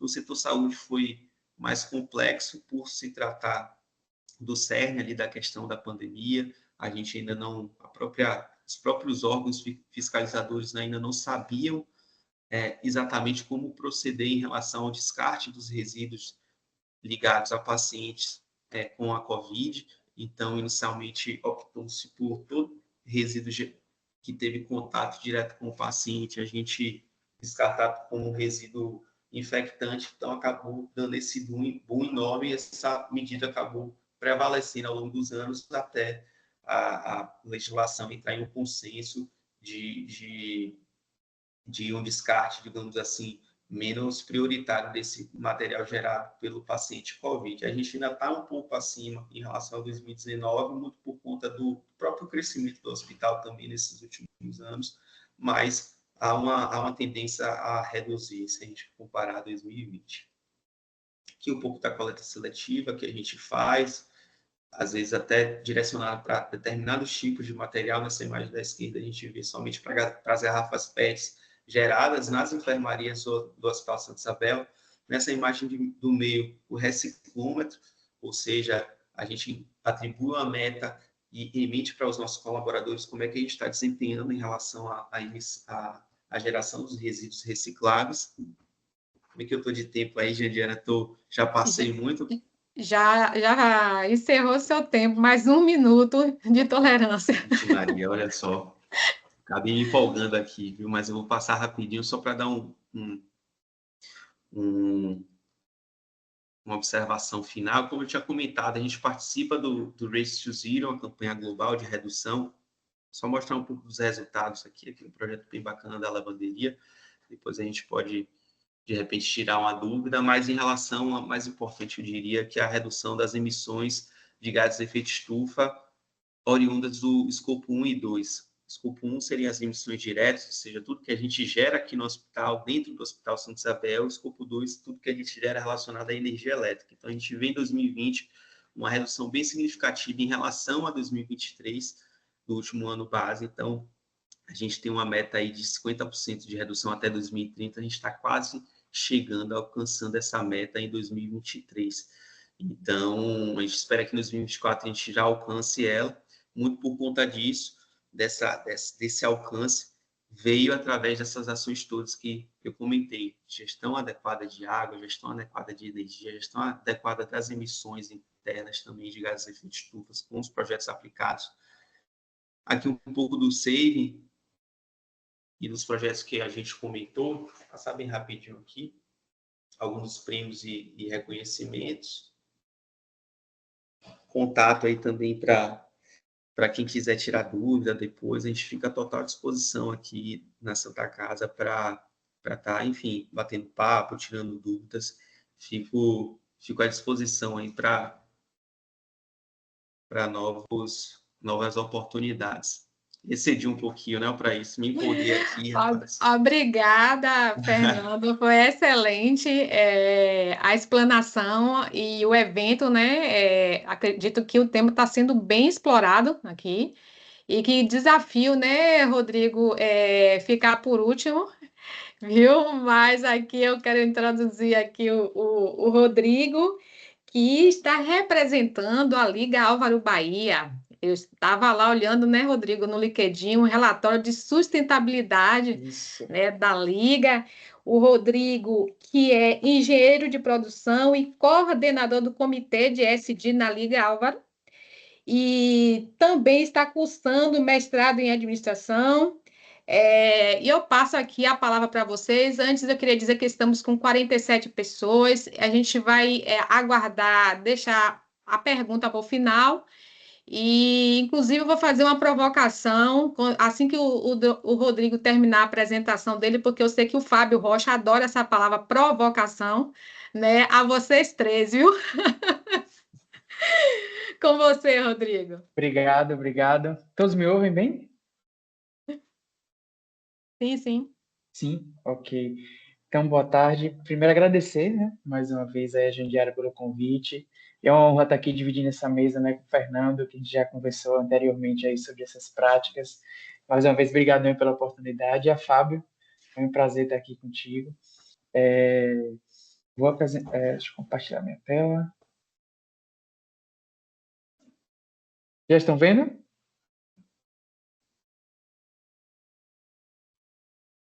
Sim.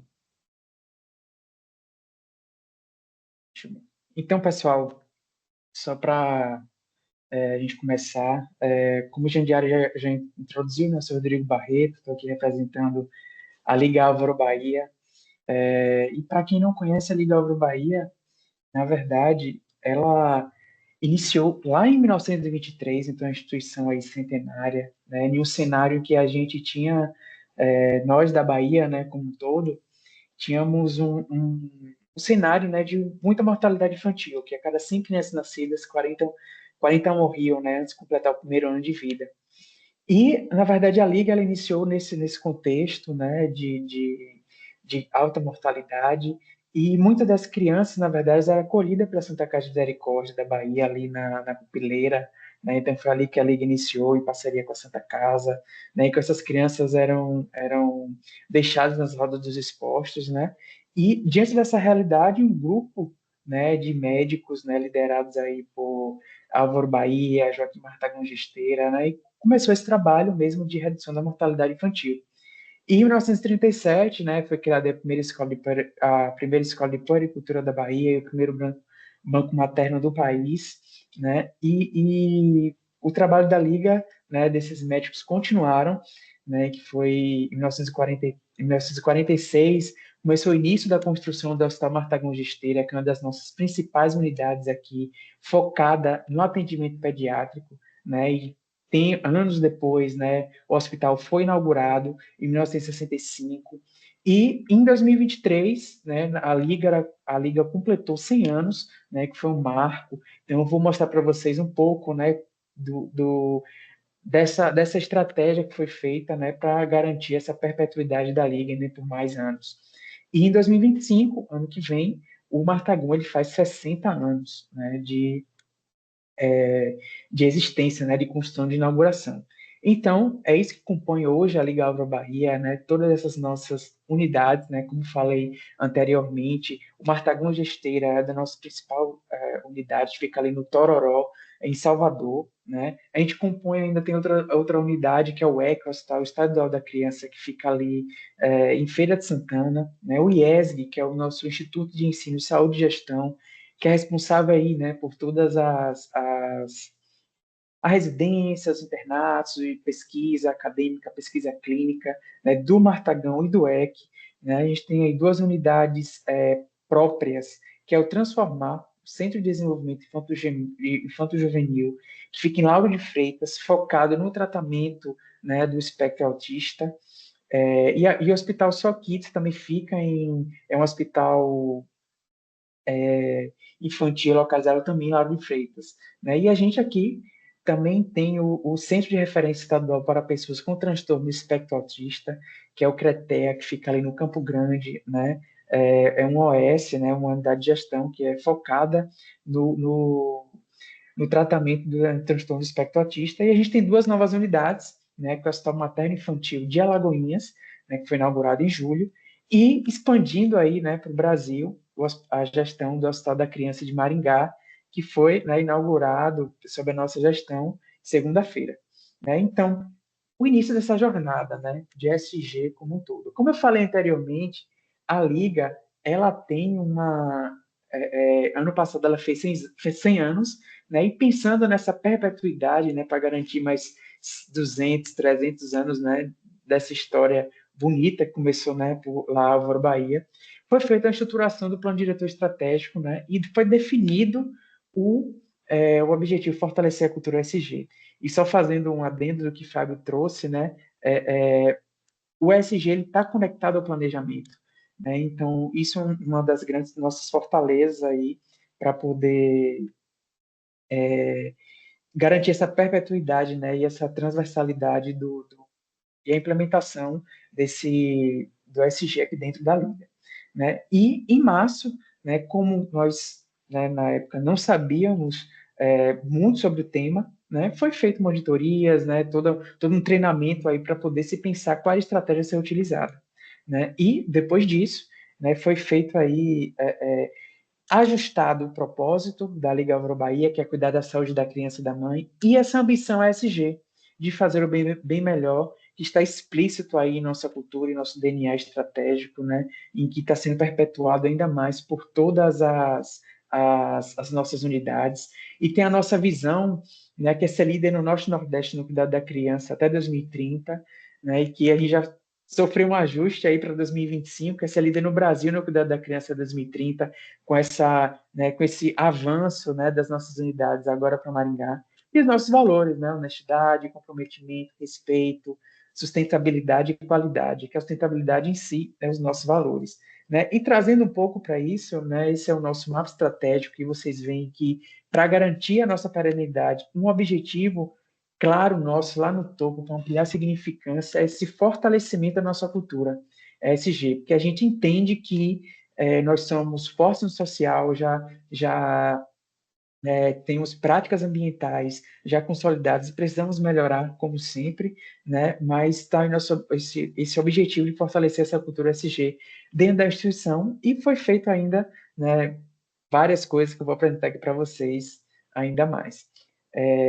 Então, né, depois dessas monitorias, né, e feito esse diagnóstico dessa estratégia, né, da instituição como um todo para garantir essa perenidade por mais de 200, 300 anos, enfim, foi instituído esse comitê ESG, né, que foi feito um diagnóstico dessa maturidade e outras ações, né, como relatório de sustentabilidade e outras internamente. E quem é que compõe esse comitê ESG? Né? Eu estou ali liderando o comitê ESG, mas tem um cargo de diretoria, né? Toda a nossa diretoria, né? Antônio Novaes, nosso diretor-geral, Dea Massa, diretora da nossa central de serviços compartilhados, né? Ketiano Carneiro, nossa diretora operacional do Hospital Marta Gomes Gesteira, Lívia Leite, a diretora operacional do EC, né? Larene Almeida, que é a nossa gerente de captação de recursos, Daniela Fex, a nossa gerente de compliance, Emanuel Tavares, gerente de inteligência de negócio, Beatriz, né, a gerente de gestão de pessoas, e Ana Paula, a gerente de governança.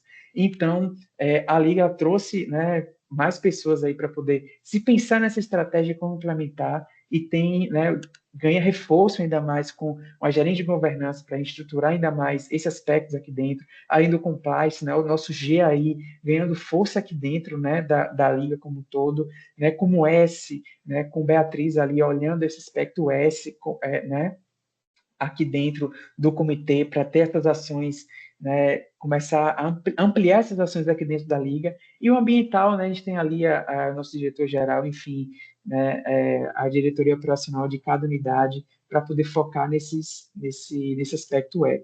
E aí a nossa jornada ainda continua, né, com a nossa definição da nossa estratégia, né, essa definição da matriz de materialidade. E aí eu trago para vocês um vídeo que explica um pouco sobre nossa estratégia. Né? Eu queria ver se vocês estão ouvindo bem. Se não tiver, me avisem, por favor.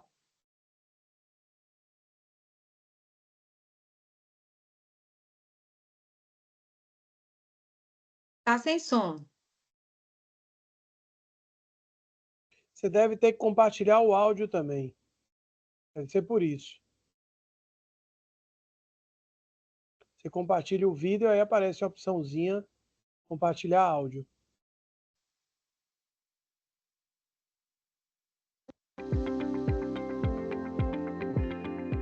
A Liga Avro Bahia, por si só, ela já traz... Estão ouvindo agora? Sim. Sim. Traz esse aspecto social muito forte desde a sua fundação. Além disso, atreladas às tendências de mercado, nós resolvemos incorporar as estratégias ESG dentro do nosso mapa estratégico. Materializando essa estratégia, a gente definiu alguns objetivos de trabalho, como, por exemplo, impacto ambiental, consumo de recursos e insumos, direitos humanos, saúde e qualidade de vida, gestão de riscos e ética e transparência. Bem, a Liga entende que a governança ela tem uma geração de valor.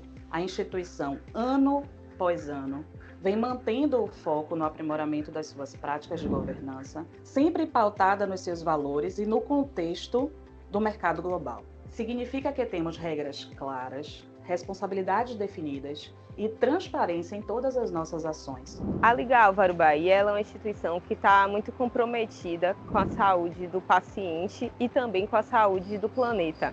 Em 2024, instalou-se em algumas unidades da Liga Álvaro Bahia um sistema fotovoltaico com o intuito da redução de média de 30% a 35% do consumo de energia elétrica, além das medidas técnicas tomadas pela Liga Álvaro Bahia na questão do consumo consciente dos recursos naturais. Um ponto importante da instituição é a questão da conscientização tanto dos seus colaboradores quanto dos seus clientes, que são os pacientes e os seus acompanhantes. E o objetivo disso é que essas pessoas sejam propagadoras desse pensamento de uma ação mais sustentável. A Liga já nasce com um propósito social.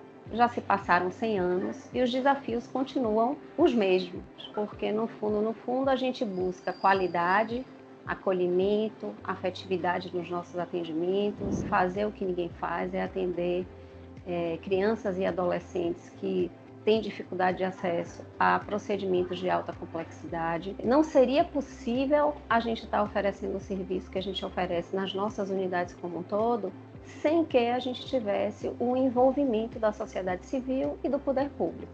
Não existe o cuidar na pediatria se a gente não pensar no contexto da mãe e da família. E é através dessa educação que a gente acopla ao atendimento clínico, ao atendimento terapêutico, que faz a nossa diferença, que faz a gente ter um diferencial e um marco na vida das vidas que a gente salva.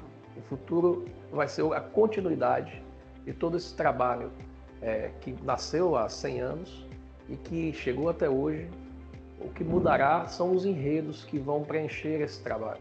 Que agora sim, com um conceito muito mais expandido pela nossa sociedade, um conceito muito mais amplo, um conceito que conecta justiça social com preservação ambiental, com a ampliação desses conhecimentos para toda a sociedade. Esse é o futuro que nós teremos, esse é o futuro onde nós vamos conseguir expandir aquilo que nasceu há 100 anos em um ambiente muito pior. A Liga, ela acrescenta quando ela deixa de ser um mero prestador de serviço e cumpridor de contratos e passa a se transformar num agente fornecedor de informações e também colaborador na elaboração das políticas públicas que vão, em última análise, ajudar a melhorar todo o sistema para todas as pessoas e, desta forma, com um impacto significativo na qualidade de vida, não só das crianças, mas das suas famílias também. Bem legal.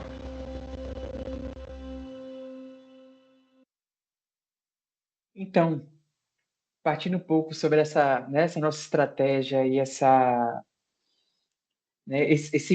serviço que nós já fazemos, né, foi feito essa matriz de materialidade pelo Comitê SG, né, por uma consultoria especializada que contratou aí, né, e consultou todos os stakeholders. Então, no aspecto, né, do ambiental, nós vamos trabalhar o impacto ambiental, o consumo de recursos e insumos. Já estamos trabalhando nesse sentido, né, porque a matriz de materialidade ela é feita no prazo de 2 anos, então a gente tem até o fim do ano que vem, 2025, para poder fazer toda a consolidação desses resultados, dos avanços, e revisar a próxima para sempre estar evoluindo nesse sentido. Né? No aspecto S, nós vamos focar em direitos humanos, saúde e qualidade de vida, e na governança, gestão de riscos e ética e transparência. Né? E aí, o trabalho continua, né, que foi um dos primeiros marcos assim desse trabalho, que foi o relatório de sustentabilidade, porque também a gente viu que já fazemos muita coisa, então é preciso consolidar todas essas ações, né, que estão aí pulverizadas pelas unidades, enfim, pela nossa dimensão, né, Brasil, e foi feito esse trabalho que iniciou lá em novembro de 2023, a gente utilizou essa metodologia GRI, que era Global Report Initiative, né, em que a gente quis se assemelhar ao que há de melhor no mercado, né, e por isso que nós aderimos a essa metodologia para esse primeiro reporte, né. Então, foi trabalhado aí temas como questões relacionadas à nossa matriz de materialidade, apoio financeiro, receitas e despesas, mudanças climáticas, participação em em associações, né, capital humano, compliance, né, nos aspectos ambientais ali, nosso consumo de energia, consumo de descarte de água, emissões de gases de efeito estufa, e na dimensão social, né, que passa ali pelo direito do trabalhador, os aspectos, né, dos internos, né, turnover, remuneração e benefício, diversidade, saúde e segurança, enfim, é um tema que perpetuou aí por toda a liga, né? Então, só para vocês terem uma noção, foram 96 indicadores, né, indicadores do GRI, né, com a série de questionamentos que perpassou aí pela comunicação, compras, né, TI, jurídico, gestão de pessoas, saúde e segurança do trabalho, enfim, por toda a liga. Então, eu trouxe aqui para vocês terem um recorte da dimensão desse trabalho, né, que foi um trabalho, né, em que eu pude liderar aí em 2023, né, em 2024, desse primeiro relatório. E, enfim, está lançado. A gente lançou na semana passada, então foi um fruto aí de um trabalho de meses de discussões, de levar esse conceito ESG para todos, né, para poder explicar que não era mais um trabalho em si, né, era o reporte do trabalho que eu estava fazendo, que era um novo, né, método que a gente ia implementar e que ia facilitar muito o trabalho de todos. Enfim, foi um trabalho aí que eu tive desse corpo a corpo com todos para poder explicar e entender a dimensão da sustentabilidade para o mundo, né, da Liga para o mundo. Então, a gente trabalha aí, né, com esse corte também faz de superintendente, então passa um pouco aí sobre a história da Liga como um todo, passando por nossas unidades, já entra aí na questão da governança como geração de valor, o social, né, na saúde e atenção estendida, nos aspectos ambientais também, entra na nossa transparência das nossas contas, né, no balanço social, enfim, como falei, vou só passar aqui um pouco para vocês, para dar né, esse gostinho para vocês irem lá no nosso site e, né, ler mais sobre esse conteúdo. Então, passa aí sobre todas as nossas unidades, né, que hoje, enfim, Feira de Santana, Lauro e Feira de Salvador, e já em 2025, no relatório de 2024, a gente vai ter aí, né, a unidade de Maringá e o serviço que a gente está, né, ofertando lá em Maringá. Então, passa também no aspecto de governança, sobre a nossa estrutura organizacional, desde o conselho de administração até os comitês, né? Então, traz um pouco aí sobre os nossos programas em todas as unidades, né? Com destaque para a UTD, que é a nossa unidade de treinamento para deshospitalização, né? Em que já teve aí alta de 258 pacientes até 2023 do Martagão. Então, eu convido vocês a acessar o nosso relatório para poder entender mais sobre todos esses programas que a gente faz, né? Esses nossos prêmios e certificações, né? Como a empresa irmã das obras sociais Irmã Dulce, né? A nossa acreditação da ONU, a nossa História da Criança, em que mais recentemente a gente teve o nível 2, né? Dessa acreditação ONU, o prêmio de destaque aí pela nossa UTI eficiente do Hospital da Criança também, né? E fomos premiados também pelo troféu Bem Transforma, que foi específico do Martagão, né? Para um prêmio da TV Aratu.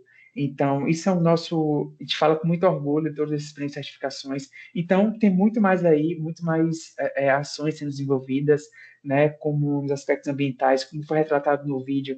Já instalamos, né, o sistema fotovoltaico no Martagão, vamos ingressar aí no mercado livre de energia, né? Estamos, né, intensificando o controle das nossas emissões de gás de efeito estufa, e o trabalho não para, né? Então, tem essa missão aí de disseminar ainda mais, né, essas boas ações e o que há de mais novo no mercado nesse sentido da ESG, certo?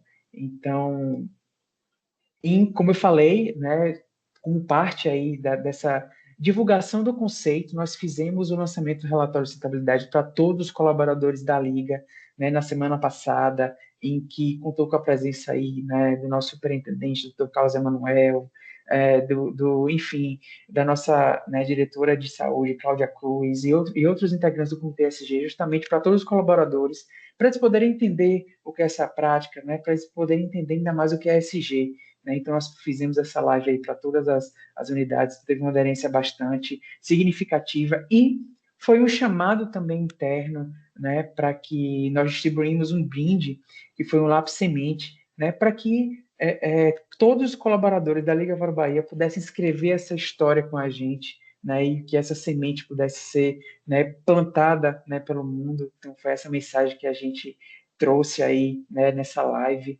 E é um trabalho mesmo de aculturação, né, de disseminação inicial, né, dessa cultura, desses princípios ESG para todos, né? Então, o QR Code está aí, né? Se vocês puderem escanear, vai direcionar a nossa, né, página ESG da Liga, em que está lá o nosso relatório de sustentabilidade nas versões em inglês e português, né? Porque nós estamos almejando aí, com a nossa captação de recursos, né, essa internacionalização da captação de recursos. Então, é necessário esse também trabalho na língua inglesa, né? Então fica o convite aí para vocês escanearem esse QR Code e contemplarem nosso trabalho, e que ele continua, né? A jornada continua. Nós aderimos ao Pacto do Brasil pela Integridade Empresarial agora em 2024, né? Participamos dos desafios do Programa Estados Redes Saudáveis, né? Tanto do Hospital Mortagão Gesteira quanto do EC, né? Em alguns desafios, e temos aí, né, a nossa promulgação da política ESG, que vai ser aprovada pelo Conselho de Administração, né, o mais breve possível, para que a gente possa, né, difundir ainda mais, né, esses conceitos da ESG aqui dentro da instituição, aliado ao que toda a diretoria pensa sobre o que é ESG e que realmente é praticado, né, e vamos desenvolver várias ações e projetos para sanar os gaps apontados pela consultoria que nós contratamos para desenvolver esse relatório de sustentabilidade, né? Então aí é uma jornada que continua, né?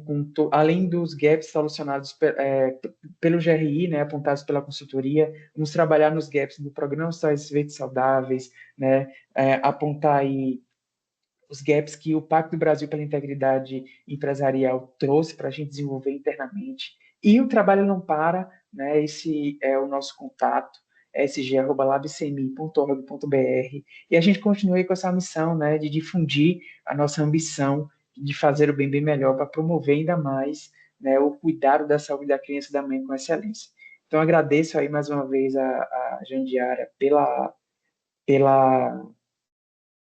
oportunidade de estar aqui dividindo essa mesa com o Fábio e com o Fernando. E se ficaram dúvidas, te agradeço.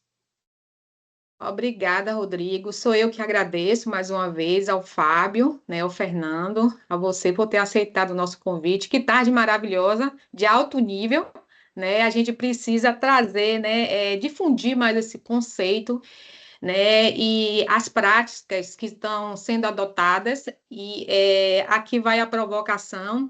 Eu participo de um grupo de SD, né, SD de verdade, e para abrir para as perguntas, né, eu vou pedir até que a Maria Eduarda coloque o link, né, do certificado, porque a gente abriu para quem é profissional, quem é gestor, e para estudantes também de administração e que precisa do link do certificado. Eu peço que a Eduarda coloque aqui no chat. E eu observo que, né, o ambiental, né, a gente é inquestionável com relação é emergencial, né, e a questão da governança também. Mas o S, eu percebo que o S, e aqui é a provocação para o Fábio Rocha, que eu disse que teria no final, é a questão da diversidade. Eu estava conversando com um gestor de uma instituição muito conhecida aqui em Salvador e que me relatou que a instituição tinha dificuldades, inclusive, de contratar profissionais, né? Em seu quadro não tinha. Há 3 meses atrás, eu até conversei com ele que essa história tinha que ser mudada, mas não tinha, inclusive, colaboradores portadores de PSD, né? Então, assim, fala para a gente, Fábio, esse desafio que é trabalhar a diversidade nas instituições, independente de ser filantrópica ou privada. Maravilha. Tentando aqui pontuar algumas questões, não com o intuito de ser conclusivo, tá, Jandiara? Até porque você pergunta, mas automaticamente você vivencia isso nas diversas instituições que você atua ou já atuou, e o próprio núcleo faz com que você acabe vivenciando direto e indiretamente uma realidade muito diversa. Eu diria primeiro assim, as organizações têm que saber o porquê de fazer algo. Não adianta simplesmente seguir modinha. Não que e o tema, muitas vezes, não tem um teor até de caráter obrigatório. Diversidade é obrigatória. Eu acabei, antes de entrar aqui, de fazer uma palestra sobre diversidade geracional, que é uma diversidade obrigatória, porque, como eu brinco muito, ou você tem 50, ou tem mais de 50, ou vai fazer 50, né? Falando aí da geração prateada. E muitas vezes os hospitais têm uma série de profissionais e colaboradores de 50 a mais, e que eu deixo de trabalhar essa diversidade etária para trabalhar uma série de outras diversidades que não são menos importantes, obviamente, mas eu deixo de trabalhar um público ali que deu a vida pela minha organização, que construiu uma história dentro da minha organização. Então, acho que a primeira questão é o porquê, né? E entendendo, inclusive, o grau de maturidade da gestão. Como é que eu vou trabalhar temas como a diversidade se eu não tenho um arroz com feijão de gestão de pessoas? Quantas empresas eu já atuei e atuo que nunca fizeram programa de desenvolvimento de liderança tendo 30, 40, 50 anos de história? Então, eu não tenho nem o basicão, que é dar suporte ao meu líder, e eu já estou querendo, muitas vezes, ir para o caviar. Então, a gente precisa ter noção que não dá para botar, como se diz, né, o braço aonde não se alcança. Tá? O outro aspecto é que tudo começa pelo mapeamento. Tanto Fernando quanto Rodrigo trouxeram muito aí quais são minhas prioridades. Né? Então, automaticamente, se eu tenho um problema grave com resíduos hospitalares, se eu tenho um problema grave ligado à infecção hospitalar, não é que diversidade não será importante, mas eu tenho que priorizar aquilo que tem a ver com o coração, com a essência, aqui no caso de um hospital. E falando de diversidade, eu diria que o melhor caminho, sempre além de se conversar, conhecer experiências, então hoje, Jandiara, você e o CRA, todos os membros do núcleo, propiciaram uma tarde onde quem nos assistiu conseguiu fazer um benchmark, conseguiu ter práticas de referência. Às vezes o melhor começo é dizer, vou lá marcar uma reunião com o Rodrigo e Fernando. Eu sei que eles são ocupados, mas eles estarão com certeza aí com boa vontade. Eu preciso trazer esses caras aqui, se quiser me trazer também não faz mal, para falar sobre SG, para que meus líderes entendam sobre isso. A partir daí, se for o caso da diversidade, nada melhor do que começar pelo mapeamento. Né? O quanto eu tenho um ambiente diverso. Eu tenho, por exemplo, se eu não me engano, o Rodrigo tem, graças a Deus, faz bem, obrigado, muitas mulheres em posições de liderança. Mas às vezes eu não tenho. Eu conheço organizações que mulher em liderança ainda é algo raro. Né? Tem a questão racial, tem a questão de gênero. Né? Então, de uma certa maneira, não queria aqui, até porque por questão de tempo e nem dar receita de bolo, mas dando um exemplo que você falou das pessoas, e os nomes mudam muito, né? Vou usar aqui com necessidades especiais, há uma grande diferença quando eu tenho, de fato, a mero cumprimento de uma lei e uma política de gestão de pessoas que, de fato, gera inclusão e equidade, que são coisas bem diferentes. Né? Uma coisa é inclusão, outra coisa é equidade. Aproveitar aqui para não esquecer, não sei se tem mais gente conhecida, mas me mandaram mensagens. Grande abraço para o André, um craque aí da área de saúde. Um abraço também para Mônica Santos, e quem mais estiver por aí. Então, queria também aproveitar aqui para dizer que maravilha, muito bom, além do evento como um todo, assistir aí esses cases fantásticos do Fernando, do Rodrigo. Parabéns a vocês e parabéns às instituições de vocês. Obrigada, Fábio. Obrigado, Fábio. Rodrigo quer falar mais alguma coisa? O Fernando, eu vou abrir aqui. Estamos aqui com os membros, inclusive com Kleber Sampaio, que é CEO da Evergoin, membro do Núcleo de Estudos de Gestão de Serviços de Saúde. Estamos aqui com o Eduardo Guidoni, o homem que bate um recorde lá no LinkedIn, viu? Tem todos os tops, os certificados lá, viu? Com a empresa dele, de treinamento também. O Mike, né, que está lá no LinkedIn como maior diretor. E nós queremos agradecer, como iniciamos um evento em promoção do Núcleo de Estudos e Gestão de Serviços de Saúde, um núcleo que tem se preocupado ao longo desses 2 anos em trazer temas bastante relevantes para que venhamos discutir e aproximar mais os profissionais de administração, né? Também, assim como eu coloquei lá no início, né, que um dos objetivos do que a gente sempre trabalha em nossos eventos, né, é estar sempre trazendo atualização para os profissionais de administração e contribuir para a empregabilidade. E eu vou abrir, porque nós já estamos encerrando, precisamos fazer uma foto. Eu peço que quem puder abrir a câmera para poder a gente fazer esse registro tão importante com essa tarde maravilhosa, que eu só tenho a agradecer. Estou muito feliz. Há algum tempo que nós queríamos, né, trazer esse evento, né, e foi hoje, né, Fábio, aconteceu. Espero que não fique só nesse, que venham outros, que possamos ter outras discussões assim tão agregantes e que contribuem muito para o núcleo nessa tarde. Vou pedir para o Eduardo, para o Kleber fazer aí esse registro, e vou pedir também para a gente finalizar. Quem quer ainda fazer alguma pergunta, porque nós temos ainda 4 minutos para encerramento. Só queria lhe dar uma sugestão, precisa trazer o tema cultura organizacional para a gente debater, viu? Já provoquei, inclusive, aí, né, alguns CEOs, inclusive da área de saúde, que precisam acordar para isso. Cultura organizacional é um tema importantíssimo. Pronto, aqui estamos com a equipe de apoio do CRA, Maria Eduarda, que vai estar daqui a pouco finalizando o nosso evento, dentro de alguns instantes, e aí já tem a provocação, né, no próximo evento, para que o núcleo possa, assim, promover pelo CRA Bahia. O Kleber, o Eduardo, o Mike, quer fazer alguma pergunta? Ou tem alguém no chat também? Eu vi que tem o pessoal aqui de Irecê, a gente quer agradecer a participação.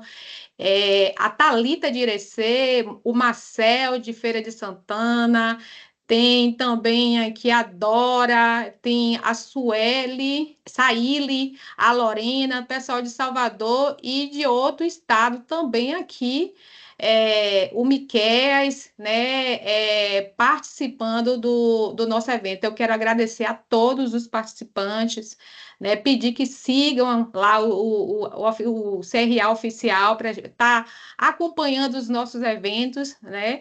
O CRA também tem outros núcleos, e aqui o Kleber Sampaio é membro do Núcleo de Estudo de Gestão de Serviços de Saúde, mas também é coordenador do Núcleo de Gestão Pública.